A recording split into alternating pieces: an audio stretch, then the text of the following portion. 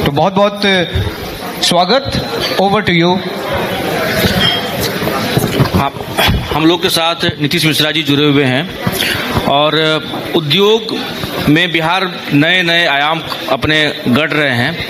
सबसे पहले सर सवाल आपसे ये रहेगा, जो क्या कुछ आपके पास बिहार को आगे ले जाने का प्लानिंग है, उस पर क्या कुछ काम हुआ है, आगे क्या कुछ होना है?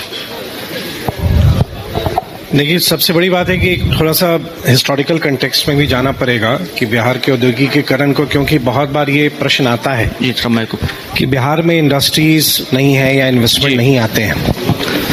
तो अगर हम 1950s के दशक में हम जाएं तो उस समय की एक फ्रेट इक्वलाइजेशन की पॉलिसी थी और वो एक समय था जब बिहार और झारखंड एक प्रदेश था। तो फ्रेट इक्वलाइजेशन की पॉलिसी ने बिहार को बहुत सीवियरली अफेक्ट किया। फिर दूसरा एक अपॉर्चुनिटी आया 90s में, जब इंडियन इकोनॉमी खुलने लगी, तो जब स्टेट्स आगे बढ़ बढ़ के अपने पॉलिसीज बना के उसका एडवांटेज लेने लगे तो उससे भी हम वंचित रहे। 2005 के ऑनवर्ड्स 2006 में बिहार इंडस्ट्रियल पॉलिसी लाई गई और उसके बाद धीरे धीरे निवेश बढ़े, लेकिन निवेशक की दृष्टि से अगर आप देखेंगे तो वो वहीं निवेश करना चाहेंगे जहां का इंफ्रास्ट्रक्चर बेटर हो, जहां की पॉलिसीज अच्छी हो, जहां लॉ एंड ऑर्डर बेहतर हो और एक इकोसिस्टम ऐसा मिले जो इन्वेस्टर्स के अनुकूल हो। तो थोड़ा उसमें समय लगा, लेकिन साथ ही साथ बिहार में इन्वेस्टमेंट या निवेशकों का रुझान बढ़ता गया। विगत कई लास्ट फ्यू इयर्स में अगर आप देखेंगे, जब 2016 की हमारी इंडस्ट्रियल पॉलिसी आई, उसके बाद से कुछ सेक्टर्स बहुत अच्छा करने लगे। जैसे फॉर एग्जांपल अगर हम टेक्सटाइल की बात करें तो टेक्सटाइल सेक्टर हमारा बहुत अच्छा करने लगा, फूड प्रोसेसिंग हमारा अच्छा करने लगा।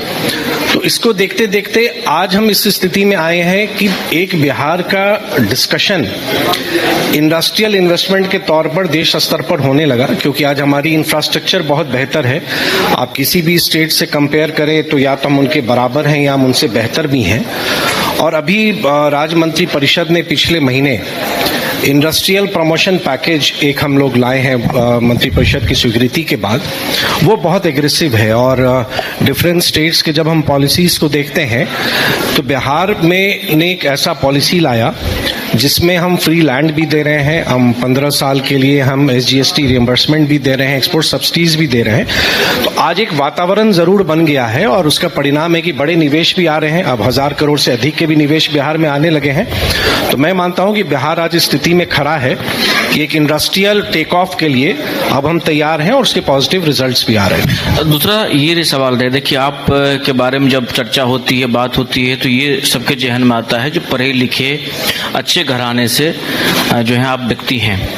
लेकिन बिहार में जिस प्रकार से जो है उद्योगों को लेकर के आपने कह रहे हैं, जो लोगों के रुझान जो हैं, जो उद्योगपति उनका रुझान जो है बिहार की तरफ मूव कर रहा है, तो अभी अगर बात की जाए जब से आप 2024 से जब आप इस विभाग को संभाले हैं, तो इसमें कितना कुछ इम्प्रूवमेंट हुआ है? कितने लोगों से आपकी जो बातचीत हुई है, कितने लोगों ने इन्वेस्ट को लेकर के अपनी प्लानिंग बताई है, ये थोड़ा सा हम जानना चाहेंगे। देखिए 2024 के दिसंबर में जब हम लोगों ने बिहार बिजनेस कनेक्ट किया, जिसको आम भाषा में आप इन्वेस्टर्स मीट कह सकते हैं, तो we created history in the sense कि बिहार के इतिहास में 1,81,000 करोड़ के निवेश के प्रस्ताव या MOUs कभी नहीं आए। तो मैं मानता हूं कि एक बिहार का बहुत बड़ा जंप था या एक बहुत बड़ा पुश बिहार को उस कार्यक्रम से मिला। फिर प्रश्न आएगा कि वो तो MOUs थे, कन्वर्जन क्या है, रियलिटी में कितनी आ रही हैं। तो अभी के समय में लगभग 50% का, मतलब अप्रॉक्स 90,000 करोड़ के प्रपोजल्स को जो उनकी स्टैट्यूटरी सैंक्शंस देनी थी या उनको कहीं लैंड अलॉट करना था, वो हमने किया। तो एक ये बहुत बड़ा बिहार का एक कह सकते हैं कि एक नया उदय की ओर हम बढ़े। 2-3 बड़ी चीजें बिहार में हुई। आप जैसे जानते हैं कि बिहार लैंडलॉक्ड है, तो बिहार से एक्सपोर्ट्स करना मुश्किल होता है, लेकिन फॉर्चुनेटली अब हमारे यहाँ एक ड्राई पोर्ट शुरू हो गया है जो इनलैंड कंटेनर डिपो है। अब आप बिहार के किसी भी हिस्से से दुनिया के किसी भी कोने में आप एक्सपोर्ट कर सकते हैं या आप चीज़ों को आप मंगा भी सकते हैं। साथ ही साथ स्पेशल इकोनॉमिक जोन्स जो 100% एक्सपोर्ट यूनिट्स के लिए ही होती हैं, बहुत सारे स्टेट्स में बड़ी संख्या में है। हम लोग को 2 मिला है अभी, 2 स्पेशल इकोनॉमिक जोन्स की अप्रूवल हम लोग को मिली है, जो हम लोग अभी उसको डेवलप कर रहे हैं। और सबसे बड़ा जो मैं मानता हूं कि बिहार का आने वाले समय में बदलाव का वाहक बनेगा, वो है गया जी में जो हमारा IMC, जो इंटीग्रेटेड मैन्युफैक्चरिंग क्लस्टर, जो बिहार का सबसे बड़ा इंडस्ट्रियल टाउनशिप आ रहा है, वो लगभग 1700 एकड़ पहले था, 1300 एकड़ हमने और ऐड किया, तो 3000 एकड़ का हमारा वो बहुत बड़ा मैन्युफैक्चरिंग क्लस्टर बनेगा, जिसको गवर्नमेंट ऑफ इंडिया ने पूरे देश में 12 इंडस्ट्रियल नोड्स की अप्रूवल दी है। उन 12 इंडस्ट्रियल नोड्स में एक गया जी में भी है। तो ये सब जो चेंजेस अब आए हैं, तो निश्चित तौर पर बिहार को औद्योगिक दिशा में या औद्योगिकरण में या निवेश की दिशा में बहुत बिहार को आगे ले जाएगा। सर, एक बात जो होती है कि हम कहते हैं कि इंडस्ट्रियल ग्रोथ के लिए अगर हम बात करें तो कहा जाता है इंफ्रास्ट्रक्चर की बात आपने शुरू में कही, ये बात सरकार की तरफ से कही भी जाती है, दिखती भी है, सड़कें बनी हैं इंफ्रास्ट्रक्चर के तौर पर, वो दिखता है हमें। लॉ एंड ऑर्डर के बारे में भी कहा जाता है कि बेहतर हुआ है, जैसा कि सरकार इस चीज का दावा करती है। तो बावजूद इसके जिस अनुपात में निवेश होना चाहिए, क्या वो हो पा रहा है? मैंने तो अभी कहा, पिछले साल तो बिहार का एक टर्निंग पॉइंट था। आप कल्पना करें, आप अगर आप बिहार को जानते हैं या जो लोग बिहार से हैं, वो समझेंगे कि बड़े बड़े जब इन्वेस्टर्स मीट होते हैं तो दूसरे राज्यों में कितने प्रपोजल्स आते हैं। लेकिन अनफॉर्चुनेटली बिहार में वैसा वातावरण नहीं बन पाया, बिकॉज हमारा इंफ्रास्ट्रक्चर नहीं था। और कोई भी निवेशक वहीं आएगा, अगर किसी को भी निवेश करना रहेगा तो जब तक एक बेटर इकोसिस्टम उसको नहीं मिलेगा वो नहीं जाएगा। लेकिन बिहार आज इस जगह पर आ चुका है, जिसका परिणाम है कि 1,81,000 करोड़ का MOU साइन करना। हम अभी भी अगर दूसरे राज्य से आप शायद कंपेयर करेंगे तो आपको ये राशि कम दिखेगी, लेकिन मैं मानता हूं कि हमारा एक कदम बढ़ा है और बहुत मजबूती के साथ बढ़ा है कि 1,81,000 करोड़ के निवेश के MOU हम लोगों ने साइन किए। और उसके बाद भी, उस कार्यक्रम के बाद भी आज भी बड़े बड़े प्रोजेक्ट्स आ रहे हैं। तो ये कहीं ना कहीं जो बिहार का ट्रांसफॉर्मेशन हुआ है, बिहार का बदलाव हुआ है, आप शायद इस बात पे कह सकते हैं कि टुक टाइम, शायद समय लगा, इस पर आप शायद आप कहें, लेकिन मुझको लगता है कि आज बिहार जिस ढंग से हमारी कनेक्टिविटी है, इन टर्म्स ऑफ रोड्स ले लीजिए, या आप एयर कनेक्टिविटी हमारा इंप्रूव किया, रेल नेटवर्क हमारा इंप्रूव किया, ICT का जैसे जिक्र मैंने किया। हर एक राज्य का कोई ना कोई एक समय आता है जब उसका एक इंडस्ट्रियल इमरजेंस होता है, तो वो मैं बहुत स्ट्रांगली बिलीव करता हूं कि अब वो टाइम हमारा आ चुका है। अब आने वाला समय बिलोंग्स टू बिहार। जो कुछ चीनी मिलों के बारे में बातचीत होती है कि कई पुराने बंद हो गए, क्या वो फिर से रीओपन होंगे, फिर वहां पर काम होगा? चूंकि देखिए, आपका जो डिपार्टमेंट है वो इसलिए सबसे ज्यादा महत्वपूर्ण हो जाता है, और हम जिस चीज की चर्चा बिहार को लेकर सबसे ज्यादा करते हैं, पलायन को लेकर, तो आपका डिपार्टमेंट एक वो डिपार्टमेंट है जो इस पर रोक लगा सकता है, पलायन रुक सकता है। तो जो चीनी मिलों की हम बात कर रहे हैं या जो कृषि आधारित उद्योगों की बात है, उसे लेकर क्या योजनाएं हैं, कितना अचीव कर पाए हैं एक सरकार के तौर पर? अगर इस बारे में कुछ बताएं मार्गदर्शन। देखिए, मैं मानूंगा कि अनफॉर्चुनेटली इंडस्ट्रीज कभी डिस्कशन का हिस्सा ही नहीं होता था। आज आप लोग इस आयोजन को कर रहे हैं, हम धन्यवाद देंगे कि आपने मुझे बुलाया। अगर पहले भी इस तरह के डिस्कशंस होते होंगे, आई डोंट रिकलेक्ट कि कभी इंडस्ट्री या कुछ इस तरह का बिहार का टर्न अराउंड, इस पर कभी डिस्कशन भी होता होगा। आज चाहे माइग्रेशन को लेके हो या जो विषय आपने उठाया, अगर थोड़ा समय दें तो मैं उसको बताना चाहूँगा। 2000 ये जो जितनी चीनी मिलें थी जो बिहार स्टेट शुगर कॉरपोरेशंस की थी, सरकार की थी, 94-95 के समय में आके सब बंद हो गई। और फिर उस समय की सरकार ने ऑनरेबल पटना हाई कोर्ट में इन सारे चीनी मिलों के लिक्विडेशन की एक याचिका उन्होंने दायर की, और लिक्विडेशन आप समझ सकते हैं कि वो क्लोजिंग ऑफ द कंपनी है। जब 2005 में मुख्यमंत्री नीतीश कुमार जी के नेतृत्व में सरकार बनी और उन्होंने मुझको गन्ना विकास विभाग का जिम्मा दिया, तो मैंने इसके पूरे रिवाइवल का प्लान बनाया। जो 15 चीनी मिलें हमारी बंद थी, पहला काम हमने किया कि उस लिक्विडेशन एप्लीकेशन को हम लोगों ने विड्रॉ किया और प्राइवेटाइजेशन की एक पूरी पॉलिसी हम लोगों ने बनाई, जिसका आज परिणाम है कि उन 15 बंद चीनी मिलों में सुगौली जो ईस्ट चंपारण में है और लौरिया जो वेस्ट चंपारण में है, आज उन्हीं बंद चीनी मिले में 2 हमारी यूनिट्स फंक्शनल हो चुकी हैं जी, वो काम कर रही हैं। Rest of the sugar factories के लिए हम लोगों ने निविदा निकाली, उसके टेंडर आए, बहुत बार टेंडर आए, अनफॉर्चुनेटली बिड्स नहीं आए। अब ये तो निवेशक के ऊपर है, क्योंकि एक कारण ये भी रहा कि जिन क्षेत्रों में चीनी मिल थी वहां के फार्मर्स ने जब मिल बंद हो गई तो गन्ने की खेती करना उन्होंने बंद कर दिया। अब ये प्रश्न आता है कि किसान पहले गन्ने की खेती करेगा या निवेशक पहले मिल लगाएगा।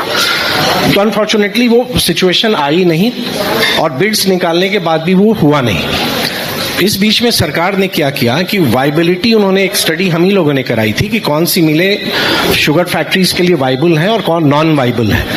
तो नॉन वाइबल जितनी यूनिट्स थी उनको फिर इंडस्ट्रीज डिपार्टमेंट को ट्रांसफर कर दी गई, बियाडा जो हमारा लैंड बैंक का हिस्सा है, और वो जमीन हमको मिला, उसी पे आज हम मेजरली मेरे इन्वेस्टमेंट्स आ रहे हैं। और अभी भी जो मेरी जानकारी है, क्योंकि गन्ना विभाग एक अलग विभाग है, SBI कैपिटल के माध्यम से पुनः उसका वैल्यूएशन कराया गया है और मैं समझता हूं कि जो कुछ चीनी मिलें हैं जिनको वाइबल पाया गया है, सरकार एक बार प्रयास फिर करेगी क्लोज शुगर फैक्ट्रीज को चलाने के लिए। हमारा ये सवाल था, जो बिहार में जब NDA की गवर्नमेंट बनी 2020 में, तो कई जगह पे देखा गया इथेनॉल के प्लांट लगाए गए, चाहे मतलब बक्सर की बात कर लें, पूर्णिया की बात कर लें, और जगह मुजफ्फरपुर में भी। क्या इस क्षेत्र में अभी आप कंटिन्यू हैं, लोगों से बातचीत चल रही है और भी प्लांट लगने वाले? क्योंकि यहाँ पे ये देखा जा रहा था जो गन्ना की जो है उत्पादकता बढ़ाई जा रही थी, उसमें जो है इथेनॉल प्लांट का जो है विशेष करके ध्यान दिया जा रहा था, ताकि आगे भविष्य में इसको हम लोग और मतलब ये कर से आगे बढ़ा सके। तो उस पर भी अभी कंटिन्यू है या फिर अभी क्या इसका है स्थिति, मुझे हालत? देखिए,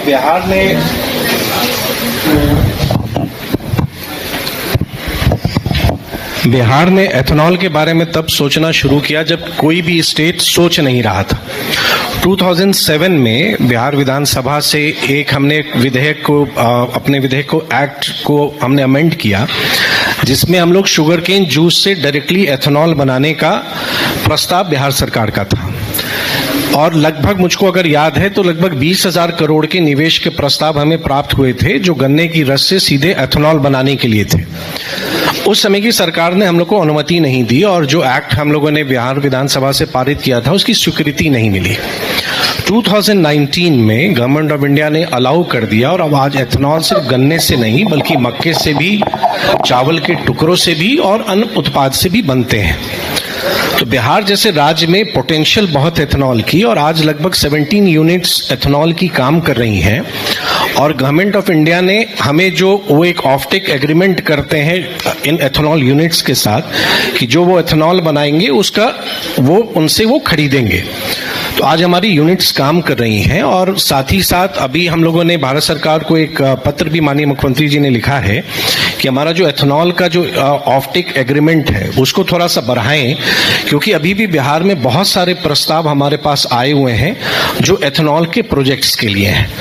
तो एथेनॉल एक बहुत वाइबल सेक्टर है, बट साथ ही साथ कंप्रेस्ड बायोगैस CBG एक बायोफ्यूल्स में एक नया सेक्टर उभरा है और आज फॉर्चुनेटली बिहार में बहुत सारे प्रपोजल्स अब कंप्रेस्ड बायोगैस के भी आ गए हैं, जो food waste, agri waste, municipal waste से भी वो गैस बनाते हैं। अच्छा, ईज ऑफ डूइंग बिजनेस की बात करें, जो निवेशक मान ली हमारे कार्यक्रम को देख रहे हैं, तो जो ईज ऑफ डूइंग बिजनेस की हम बात करते हैं, सिंगल विंडो सिस्टम की बात करते हैं, तो निवेशक जो यहाँ निवेश करना चाहते हैं उसके लिए सरकार किन योजनाओं के साथ सामने आ रही है, उनको ऐसा क्या प्रोत्साहित करने के लिए सरकार कर रही है, क्योंकि जब उनको यहाँ कुछ दिखेगा तभी वो निवेश करेंगे।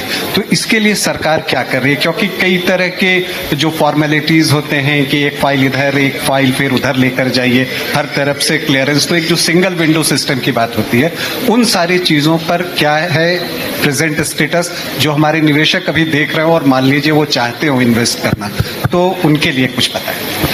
देखिए, हमारा निवेश का एक पोर्टल है और वो पोर्टल है, और आप शायद बिलीव नहीं करेंगे क्योंकि बहुत बार बिहार की अच्छी चीज़ों को हम ही लोग नहीं मानते हैं कि बिहार में अच्छी चीज़ें होती हैं।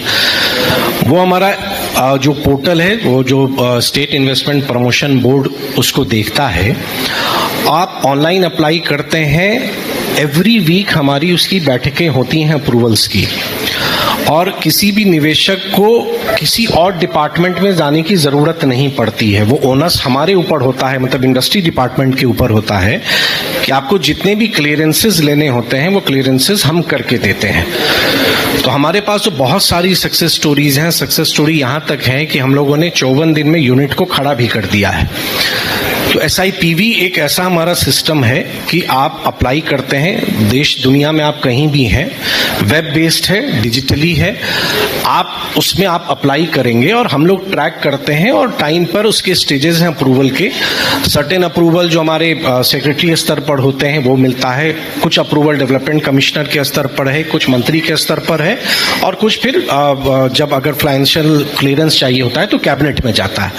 तो ये हमारा काम करता है। साथ ही बियाडा जो हमारा लैंड बैंक हैंडल करता है, Bihar industrial area development authority, उनका भी ऑनलाइन पोर्टल है। जैसे अभी आप ही देखेंगे कि बिहार में 84 इंडस्ट्रियल एरिया पहले से कार्यरत थे, उन इंडस्ट्रियल एरिया में कहाँ का लैंड अवेलेबल है तो आप उसको देख सकते हैं, उसके लोकेशंस हैं, आप देख सकते हैं, आप अप्लाई ऑनलाइन कर सकते हैं और विद इन 7 डेज हम उसकी अप्रूवल देते हैं। शायद यहाँ जो लोग बैठे हैं उनको विश्वास नहीं हो रहा होगा, लेकिन ये फैक्ट है।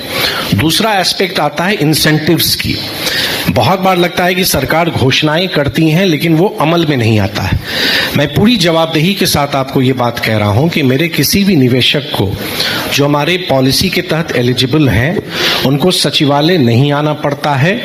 हमारा उनके इंसेंटिव्स का हमारा पोर्टल है, सारे डॉक्यूमेंट्स वो ऑनलाइन अपलोड करते हैं। अगर 3 मंथ्स क्वार्टर पर उनको पेमेंट जाना है सीधे उनके अकाउंट में चला जाता है। ना किसी निवेशक को मुझसे मिलने की जरूरत है, ना मेरे विभाग में किसी भी पदाधिकारी से मिलने की जरूरत है।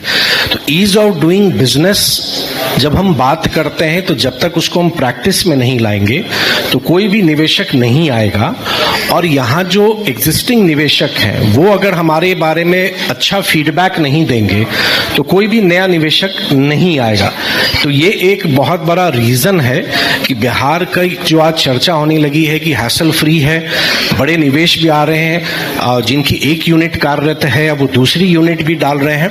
तो हमारी पॉलिसीज हेल्प कर रही हैं। और अब जो नया पैकेज आया है जिसमें हम 1000 जॉब्स क्रिएशन पर हम 10 एकड़ लैंड भी दे रहे हैं, 1000 करोड़ के इन्वेस्टमेंट पे 25 एकड़ लैंड फ्री दे रहे हैं, हम एक्सपोर्ट सब्सिडीज दे रहे हैं, हम एनवायरमेंटल प्रोटेक्शन के लिए वो कुछ करेंगे उस पर हम दे रहे हैं। तो बहुत सारी सुविधाएं अब आ गई हैं कि जो अगर कोई निवेशक चाहेगा तो उसका लाभ ले सकता है। नीतीश जी, एक सवाल है, आपने तमाम सुविधाओं की बात कही और सुविधाएं मिल भी रही होंगी और काम भी हो रहा होगा, लेकिन हाल के दिनों में देखा गया है जो बड़े निवेशक हैं, मतलब जो भारत में 1 नंबर 2 नंबर या 3 नंबर पर है, उनके तमाम फाइलें तुरंत हो जाती है और सरकार लग करके उनकी चीजों को करता है। लेकिन अभी भी वैसे निवेशक हैं जो पहले से काम कर रहे हैं बिहार में, उनको भी टेक्निकली प्रॉब्लम्स काफी हो रहे हैं और सबसे बड़ा है जो एनवायरमेंट क्लियरेंस होता है उसको लेकर के काफी परेशानी आ रही है। इस मामले को लेकर कोई संज्ञान में आपका है मामला, या फिर इसको लेकर कुछ सरकार सोच रही है क्या? मैं एक तो आपको क्षमा करेंगे लेकिन मैं आपको थोड़ा सा करेक्ट करना चाहूंगा। मेरे लिए निवेश चाहे वो 1 करोड़ का हो या 1000 करोड़ का हो, मेरे लिए निवेशक सामान्य है और हम उसको उसी दृष्टि से हम देखते भी हैं। और जब मैं बड़े निवेश की बात कर रहा हूं तो थोड़ा भी समय शायद ना हो, लेकिन हम MSME सेक्टर मेरा कोर एरिया है। बिहार जैसे राज्य के लिए जो छोटे उद्योग हैं वो है।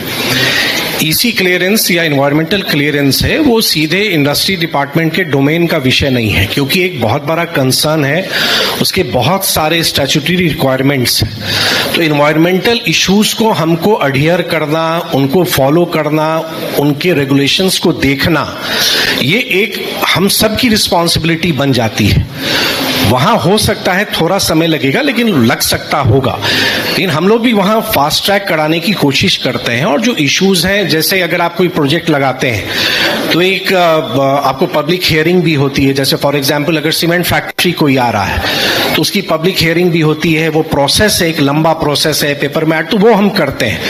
लेकिन मेरी नजर में कोई निवेशक ऐसा नहीं आया है जो निवेश करना चाह रहा हो और हमारे ऑफिस की पेचीदगियों के कारण वो कहीं से वो दुखी हो गया हो, क्योंकि आई स्ट्रांगली बिलीव कि मिनिमम गवर्नमेंट और मैक्सिमम गवर्नेंस का जो सिद्धांत है उसको हम लोग फॉलो करते हैं और हमारे लिए हर एक निवेशक, चाहे वो छोटा हो बड़ा हो, एक ही दृष्टि से हम उसको देखते हैं। दूसरा सवाल है मखाना बोर्ड को लेकर के।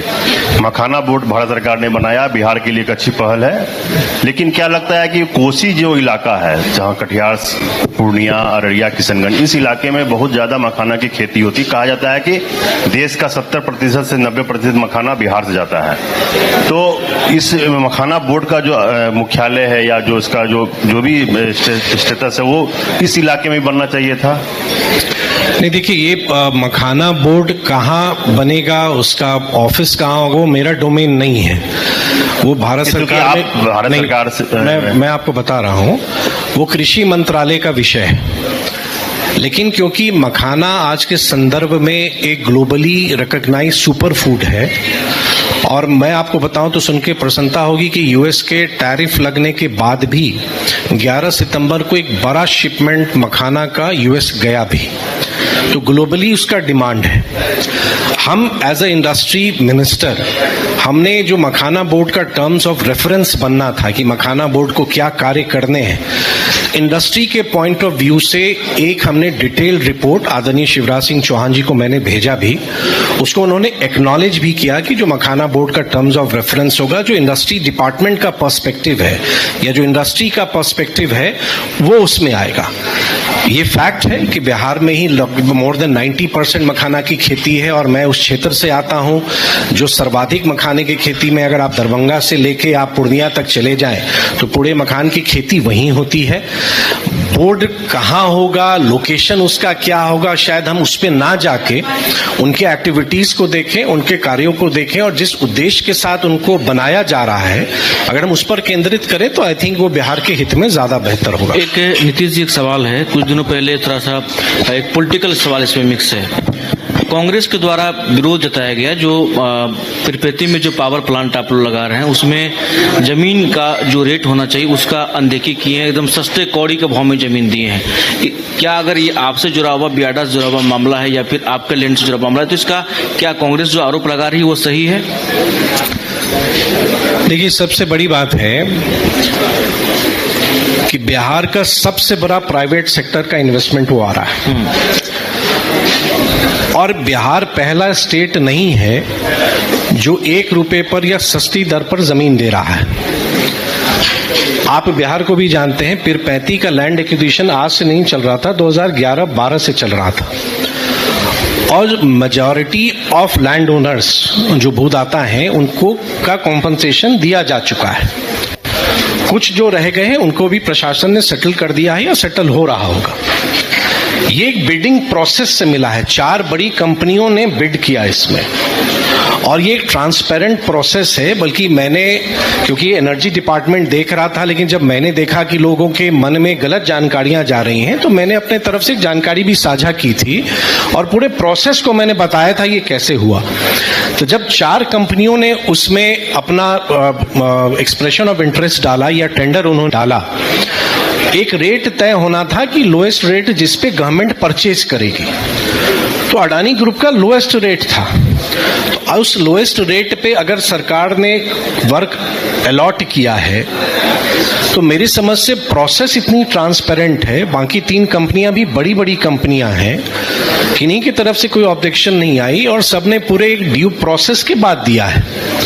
तो मुझको ये लगता है कि देखिए, पॉलिटिकल रीजंस अपनी जगह हो सकती हैं किसी को कोई चीज पर ऑब्जेक्ट करने के लिए। एज अ बिहारी मैं कहूंगा, तो मैं मंत्री आज हूं, शायद कल रहूं ना रहूं अलग विषय है, लेकिन एक बिहारी के नाते आज बिहार में भी इस तरह के निवेश आ रहे हैं और ये निवेश अन्य निवेशकों में कॉन्फिडेंस ऐड करेगा कि इतना बड़ा निवेश भी बिहार में अब आ सकता है, वो हैंडल हो सकता है। तो मुझे उस दृष्टि से देखनी चाहिए और हम लोगों को, और प्रोसेस बहुत सही है, ओपन है, पब्लिक डोमेन में है। अगर कहीं किसी को लगता है कि गलत हुआ है तो सही फोरम पर जाएं, वो अपना उसको सर एक सवाल है कि बिहार का गौरव आप लोग कब वापस कर रहे हैं? चूंकि कई ऐसे उद्योग है जो बंद हो चुके हैं, उसे कब तक आप लोग चालू करवाइएगा? और इसी से रिलेटेड एक और सवाल है, चूंकि पलायन बढ़ चुका है, तो ऐसे में सरकार की योजना क्या है, आपने क्या सोचा है? कितना समय है मेरे पास? आप बोलिए सर। आप बोलिए। अगर लोग को सुनने में रुचि एक ऐसा नहीं, विषय रुचि है। लोग को राजनीतिक बातें सुनना ज्यादा नहीं, अच्छी बेहतर लगती है, और मैं हूं जो थोड़ा संयमित और फैक्ट्स डेटा के साथ मैं बोलता हूं, तो मेरी टीआरपी भी कम ही रहती है। Thank you for asking this question. देखिए, बिहार का गौरव, बिहार हमेशा गौरवशाली रहा है। पहले I would like to correct you, Bihar का अतीत गौरवशाली रहा है, बिहार आज भी गौरवशाली है और बिहार का भविष्य भी गौरवशाली है। सरकारें आती हैं जाती हैं वो अलग विषय है, उसको उस दृष्टि से हमें नहीं देखना चाहिए। और क्योंकि मैं इसको इस ढंग से भी कह सकता हूं कि लगभग 8-10 महीने में पर्यटन मंत्री भी था उद्योग के साथ साथ, तो बिहार की असीम संभावनाओं को जिस ढंग से नेशनली और इंटरनेशनली लाने का, या हमारे जो धरोहर है या जो हमारी जो संस्कृति है उसको कैसे हमने एक स्टेज पे लाया, एक प्लेटफॉर्म दिया, वो भी मैंने अनुभव किया कि नहीं, बिहार की क्षमताओं को आगे बढ़ाया और उसके रिजल्ट्स भी आ रहे हैं। इन्होंने जो प्रश्न पूछा है कि जो क्लोज फैक्ट्रीज, एक तो मैंने आंसर किया कि जो क्लोज शुगर मिल्स थी उसके बहुत सारे उद्योग ऐसे हैं जो कतिपय कारणों से बंद हुए और अधिकांश लिटिगेशंस में है, कानूनी पेचीदगियों में है। अगर कोई स्पेसिफिक किसी यूनिट पर आपका प्रश्न हो तो शायद मैं उसको बेहतर समझ सकूंगा और शायद बता सकूंगा, लेकिन इन जनरल क्योंकि मैंने बहुत सारी चीजों को देखा, मेरा कार्यकाल कोई बहुत लंबा नहीं है, 1.5 साल का है, उसमें 3 महीने लोकसभा चुनाव के कारण कोड ऑफ कंडक्ट में था, तो कुल मिला के 15 महीने से मैं ये काम देख रहा हूं। मेरी ये कोशिश जरूर रही कि जितने भी लिटिगेशंस हैं उन लिटिगेशंस को अगर हम दूर कर सकें, करने की कोशिश करें। बहुत बार विद्वान एडवोकेट जनरल से मैं खुद भी मिला, बात भी किया, समझा, लेकिन अगर जहां पे कानूनी अड़चने हैं तो वो अपना समय लेगा। माइग्रेशन एक इशू है, लेकिन आपको शायद जानकारी नहीं होगी, और मैं अगर कहूंगा, नहीं मालूम कितने लोग विश्वास करेंगे कि बिहार में रिवर्स माइग्रेशन भी शुरू हुआ है। और बिहार में रिवर्स माइग्रेशन इस ढंग से शुरू हुआ, और कोविड ने हम सबको एक लेसन दिया और निवेशकों को भी ये लेसन दिया कि आज या कल आपको अपनी इकाइयां वहीं स्थापित करनी पड़ेंगी जहां आपके वर्कर्स हैं। और ऐसे बहुत सारे सक्सेस स्टोरीज आज बिहार में हैं, जो देश में कहीं लोग काम कर रहे थे आज वापस बिहार में आए। मैं ये नहीं कह रहा हूं कि सभी वापस आ गए, बेटर अपॉर्चुनिटी के लिए कोई भी बाहर जाएगा और वो हमेशा जाएगा, और वो सिर्फ बिहार से नहीं, किसी भी राज्य से जाएंगे, बिहार से दूसरे स्टेट में जाएंगे, कहीं से यहां से आप फॉरेन आप जाएंगे, तो वो है। बेसिक सबसिस्टेंस के लिए कोई जाता है वो पेनफुल है। तो अभी हम लोग की कोशिश है, जैसे अगर आप अवगत हैं तो माननीय मुख्यमंत्री जी ने एक निर्णय लिया है जिसको राज्य मंत्री परिषद ने भी स्वीकृति दी है कि नेक्स्ट 5 इयर्स में हम 1 करोड़ जॉब्स और रोजगार के अवसर, मतलब नौकरियां और रोजगार के अवसर पर हम काम करेंगे। और हमारे यहाँ सिर्फ निवेश नहीं, निवेश आते हैं तो बड़ा एम्प्लॉयमेंट भी लाता है, लेकिन at the same time self employment देखिए। जैसे मैं आपको स्टार्टअप जो आज के यंग जनरेशन में जिसकी शायद हम लोग चर्चा नहीं करते हैं, मैं जब उद्योग मंत्री बना तो लगभग 520 स्टार्टअप्स थे बिहार में, आज लगभग 1600 स्टार्टअप्स हैं। और ये 1600 स्टार्टअप सिर्फ बिहार के यूथ के नहीं हैं, ये पूरे बिहार के विभिन्न हिस्सों के हैं। हमारे मुख्यमंत्री उद्यमी योजना जैसी स्कीम्स चल रही हैं, बिहार लघु उद्यमी योजना स्कीम है, प्रधानमंत्री रोजगार स्कीम चल रही है, पीएमएफएम स्कीम चल रही है। तो ये सारे स्कीम्स भी एक बड़ी संख्या में, आज 2 लाख से अधिक स्वरोजगारी बिहार के हर एक हिस्से में आपको दिखेंगे, जो ग्रामीण इलाकों में ना सिर्फ अपना जीविकोपार्जन कर रहे हैं, ग्रामीण अर्थव्यवस्था में कंट्रीब्यूट कर रहे हैं और कुछ ना कुछ रोजगार भी क्रिएट कर रहे हैं। तो जो इंडस्ट्रियल पैकेज की बात हमने कही कि 1000 जॉब्स जो देगा उसको हम 10 एकर्स लैंड फ्री देंगे, तो ये हमारा एग्रेसिवनेस और हमारा कमिटमेंट दिखा रहा है कि हम इस संकल्प के साथ काम कर रहे हैं कि हमारी माटी हमारा रोजगार, कि हमारे लोगों को अपने घर में ही काम मिले, उस दिशा में हम काम कर रहे हैं और रिजल्ट्स आ भी रहे हैं। माइग्रेशन एक दिन में कोई समाप्त नहीं कर सकता है, no one can say this कि हम माइग्रेशन एक दिन में हम खत्म कर देंगे, इट विल टेक टाइम। लेकिन हमारी जो रिस्पॉन्सिबिलिटी है हम उसको समझ रहे हैं। सरकारी अफसर भी आएंगे, निजी निवेश से भी रोजगार बढ़ेगा और सेल्फ एम्प्लॉयमेंट के साथ भी रोजगार के बहुत सारे अवसर आएंगे। एक अंतिम सवाल, 2025 में कितना सीट देख रहे हैं एनडीए को? नहीं, ये सब मैं इस पे नहीं, मैं अपनी सीट के बारे में सोच रहा हूं। और मतदाता जहां 3.5 लाख एग्जामिनर आपकी उत्तर पुस्तिका को देखते होंगे, उसके बारे में कोई निर्णय नहीं ले ले। मैं इतना बड़ा कोई राजनीतिक व्यक्ति भी नहीं हूं कि पूरे स्टेट का आकलन कर दें, ये आकलन आप लोग करें। लेकिन मैं इतना समझ सकता हूं कि हमने काम बेहतर किया है, वी हैव परफॉर्म। हमारे पास लोगों को दिखाने के लिए, बताने के लिए बहुत सारी चीजें हैं। लोगों के जीवन जीवन शैली में बदलाव आया है, उन कार्यों के साथ हम जा रहे हैं और मुझको पूरा विश्वास है कि हम लोग पुनः मुख्यमंत्री नीतीश कुमार जी के नेतृत्व में हम लोग की सरकार बनेगी। बहुत बहुत धन्यवाद, थैंक यू सो मच, आप आए, समय दिए, बहुत बहुत धन्यवाद।